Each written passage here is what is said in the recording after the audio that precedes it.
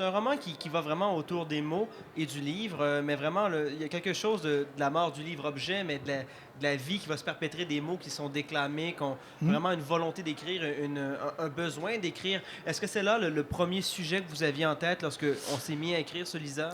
Je me suis pas tellement posé cette question en ces termes-là. Je me suis bien sûr rendu compte que tous mes personnages dans le livre, quels qu'ils soient, ont tous un rapport très, très direct avec les mots. Que ce soit les mots écrits, les mots lus, les mots déclamés. Mais ils ont tous un rapport particulier avec les mots. Plus que le livre, ce sont vraiment les textes qui sont importants dans ce roman. Oui, parce qu'il faut rappeler aussi un des personnages, moi, que j'ai adoré, c'est ce gardien dans la guérite qui ne fait que lire du théâtre classique durant toutes ses journées. Il ne fait que parler en alexandrin, 12 pieds, rien d'autre. Oui, Vraiment un personnage truculent, là. il est alexandrophile. Bon, c'est un terme qui n'existe pas, mais que j'ai inventé pour lui. Alexandrophile, donc il est tombé amoureux de l'alexandrin, il est addict à l'alexandrin, il ne sait parler qu'en vers de 12 pieds. Pour lui, c'est sa manière de s'exprimer, et la manière d'encenser cet alexandrin. Et il ne fait que ça, il s'exprime toujours en vers de 12 pieds. Et c'est un amoureux passionné de théâtre. Mais ce que j'aimais bien, c'était le gros décalage qu'il y a entre la fonction, l'homme qui est juste gardien d'usine, qui ne fait que lever et descendre la barrière quand un camion se présente avec son chargement. Et à côté de ça, c'est un grand érudit qui est passionné de théâtre ancien et qui parle en alexandrin, qui est vraiment quelque chose de très très particulier, surtout quand il s'adresse aux autres. Oui, il y a une scène jubilatoire au début du bouquin où est-ce qu'il retourne un camionneur en alexandrin qui, lui, est relativement surpris. Mm. On a placé un peu tout le décor de ce bouquin, mais il y aura une quête dans ce roman Oui.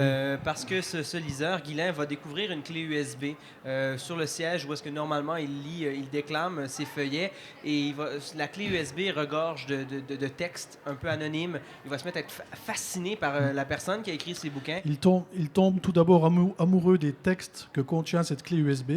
Et au travers des mots, il va tomber amoureux de cette jeune femme qui a écrit ces textes. Et il va enfin trouver cette quête. Ça va devenir une véritable obsession. Retrouver cette jeune femme qui a écrit ce journal. Malgré les faibles indices qui se trouvent dans ce journal, il va essayer tout faire pour la retrouver. Et c'est le début pour lui le début d'une vraie vie, d'une vraie existence. Il va enfin sortir de son existence morose pour se lancer dans cette quête. Et c'est le début aussi, ni plus ni moins, d'une quête. Sur la quatrième de l'édition qu'on a au Québec, on fait l'appellation conte moderne pour ce roman. Oui. Et vraiment, cette appellation-là colle parfaitement à ce bouquin. Il semble-t-il qu'il n'y avait absolument aucune volonté Non. propre lors de l'écriture. La première fois qu'on a utilisé ce terme, quelqu'un m'a dit c'est un conte, un joli conte moderne. Le mot conte m'a sauté à la figure. J'avais vraiment pas du tout pensé à ça. Et je me suis retourné sur mon livre et je me suis dit, mais c'est vrai, finalement, Guylain Vignolle, c'est le prince charmant qui s'ignore, mais qui va le devenir, en quelque sorte. Il y a la belle au bois dormant, qui n'est pas dans un donjon, mais qui est dans un univers carrelé, souterrain, et qui tient les pissotières publiques, mais en même temps, c'est une belle au bois dormant qui attend son prince charmant. Et puis, il y a l'ogre, cette machine terrible qui détruit les livres, entre autres, à longueur de journée. Ce bouquin a vraiment fait un tabac.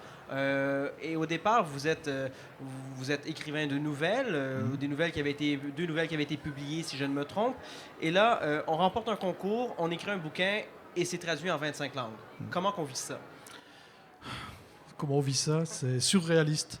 C'est toujours le mot que j'utilise. C'est complètement surréaliste parce que quand on est auteur et qu'on a la chance d'enfin trouver un éditeur qui va publier votre livre, vous dites c'est bon, j'ai enfin mon Graal, j'ai mon rêve, je touche mon rêve du doigt.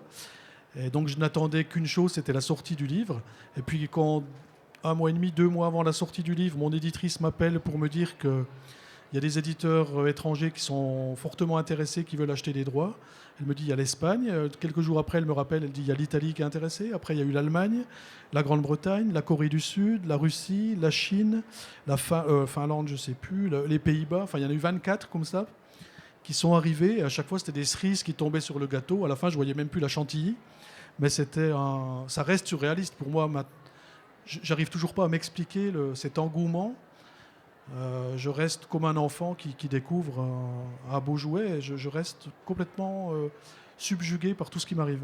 Est-ce qu'on peut parler d'une certaine universalité à l'intérieur du bouquin, une histoire qui touche un peu tout le monde?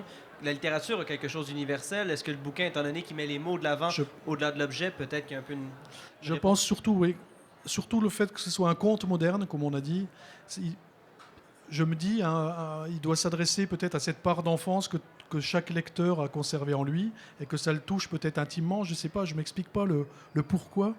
Le pourquoi du comment.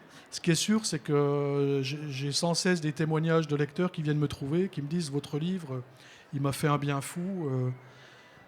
On me parle souvent de friandises, comme si on avait mangé une bonne pâtisserie.